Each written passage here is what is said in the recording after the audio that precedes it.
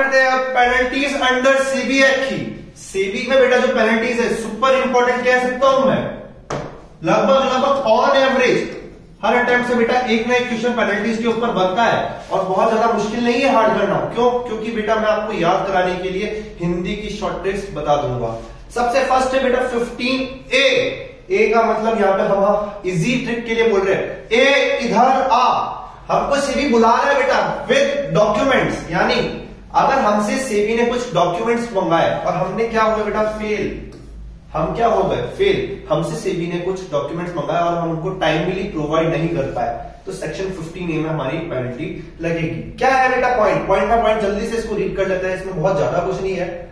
Failure to furnish any document return और report to the board, हमको कोई return file करना था, हमको कोई इंफॉर्मेशन प्रोवाइड करनी थी और हम उसको फाइल करने में, हम उसको प्रोवाइड करने में फेल हो गए। Second point, to file any return which was required to be filed under the act. The act का मतलब यहाँ पे बेटा सेबी एक्ट है, ठीक है।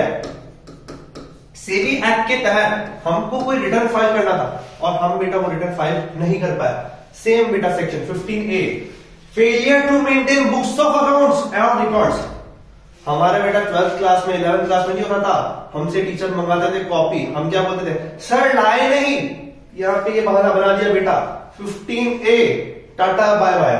इसके बाद बेटा एक चीज आप यहाँ पे नोटिस करना, 15A, B, C और D और इवन बेटा E में भी सेम पेनल्टी है आपके लिए। तो याद करने के लिए आपको सिर्फ ये है कि A, B, C, D और E में क्या क्या आता है पेनल्टी, तो बेटा सेम है ना कि 1 lakh for each day of failure.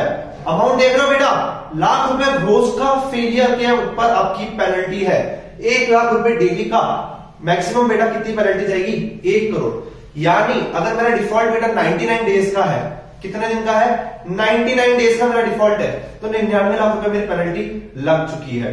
But अगर मेरा डिफॉल्ट बेटा मान लो 110 दिन का हुआ, प्रोविजन के हिसाब से कितना बन रहा है मेरा 1 करोड़ 10 लाख रुपए पेनल्टी, बट यहाँ पे मैक्सिमम कितना बता रखा है बेटा 1 CR, it shall be the maximum amount, ठीक है बेटा। बात करते हैं हम यहाँ पे बी पॉइंट बेटा। ए से तो हमने आपको ट्रिक बताई, बी से आपको ट्रिक बता दो बेटा, बी फॉर बिचौलिया। बिचौलिया को हम इंग्लिश में क्या बोलते हैं बेटा इंटरमीडियरी, ठीक है। Any person who is registered as an intermediary and is required to enter into an agreement with his client fails to enter into such agreement. बेटा मेरे और कुछ कंपनीज की जब मैं शेयर लेता हूं ना, तो मैं डील करता हूं ज़ेरोधा ऐप के थ्रू, ठीक है, या फिर एंजल वन के थ्रू, तो ये मेरे कौन होगा बेटा इंटरमीडियरी। और ये अगर अपने कॉन्ट्रैक्ट को सही से परफॉर्म नहीं करते तो ये पेनल्टी लगेगी बेटा इंटरमीडियरी के ऊपर। पेनल्टी का अमाउंट अगेन सेम रहेगा बेटा।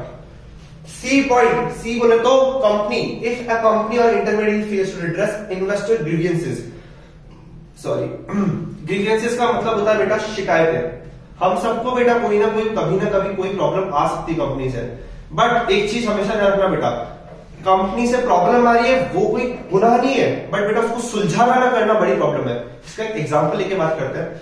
रिलायंस ने बेटा डिविडेंड डिक्लेयर किया, मेरे सारे दोस्तों के पास जिनके पास भी शेयर थे उनके अकाउंट में तो डिविडेंड आ गया, मेरे नहीं आया, तो ये बेटा मेरी ग्रीवियंस है।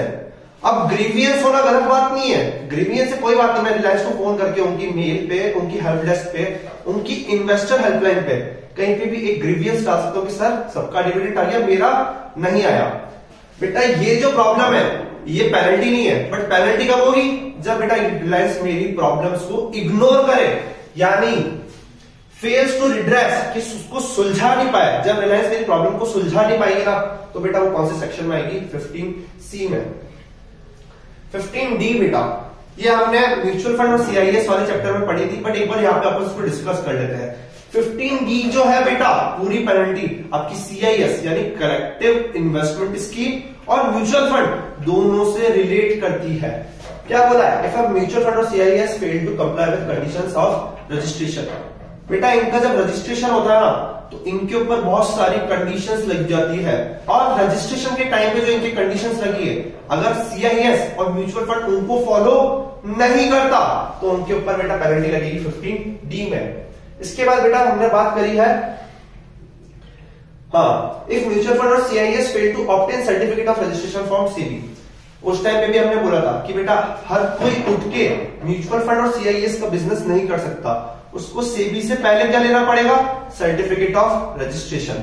बट बेटा मान लो मैं क्या थोड़ा डबल चालू निकला, मैंने कहा कौन सर्टिफिकेट ऑफ रजिस्ट्रेशन ले, मैं तो डायरेक्ट म्यूचुअल फंड और सीआईएस का काम बिना रजिस्ट्रेशन किए स्टार्ट कर दिया, तो मेरे ऊपर पेनल्टी लग जाएगी। थर्ड बेटा, failure to make an application for listing of schemes by mutual fund और सीआईएस। हमने एक बात बोली थी बेटा, क्लोज एंडेड स्कीम्स जो होती है ना, उसको रजिस्टर कराना कंपलसरी होता है।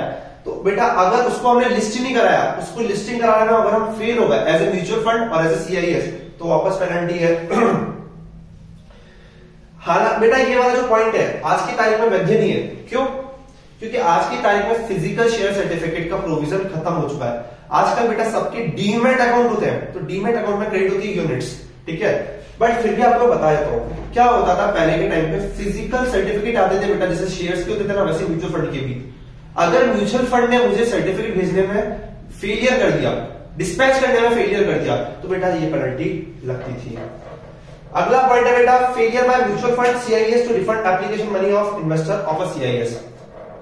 बात सुनी होगी आप लोगों ने बेटा 11th 12th में कि जब अंडर सब्सक्रिप्शन रह जाता है तो आपको बेटा अमाउंट को रिफंड करना पड़ता है, ठीक है। यही सेम प्रोविजन बेटा आपकी सीआईएस और म्यूचुअल फंड में भी लगता है। अगर आपकी सीआईएस और म्यूचुअल फंड की स्कीम में अंडर सब्सक्राइब रह जाती है, यानी लोग बाग उसमें पूरा पैसा इन्वेस्ट नहीं कर पाते, तो बेटा उस केस में आपको रिफंड करना होता है। बट अगर आपने रिफंड करने में फेलियर कर दिया तो आपके ऊपर वापस यही पेनल्टी लगेगी।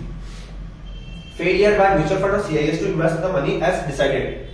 आप लोगों से पैसा लेते टाइम मैंने बोला था, आपको भरोसा दिलाया कि यार मैं हेल्थ सेक्टर में ना पैसा लगाऊंगा आप लोगों का और आपको उसमें रिटर्न लाके दूंगा, ठीक है। मैंने आपसे क्या बोला था, हमने डिसाइड किया था कि हम हेल्थ सेक्टर में पैसा लगाएंगे।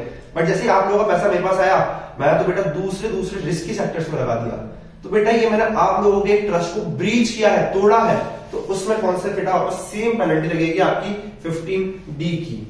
लास्ट का पढ़ते हैं बेटा 15E, penalty for failure to observe rules and regulations by asset management company. Asset management company sir दोनों में होती है, सीआईएस में भी और म्यूचुअल फंड में भी। अगर बेटा एसेट मैनेजमेंट कंपनी ही रूल्स रेगुलेशन फॉलो नहीं कर रही, तो अब कौन सा सेक्शन रहेगा, 15E। बस बेटा यहां तक सेम पेनल्टी है। उसके बाद हमारे पास अब 4 से 5 पेनल्टी और है जो अलग अलग सेक्शंस में हम कल पढ़ेंगे।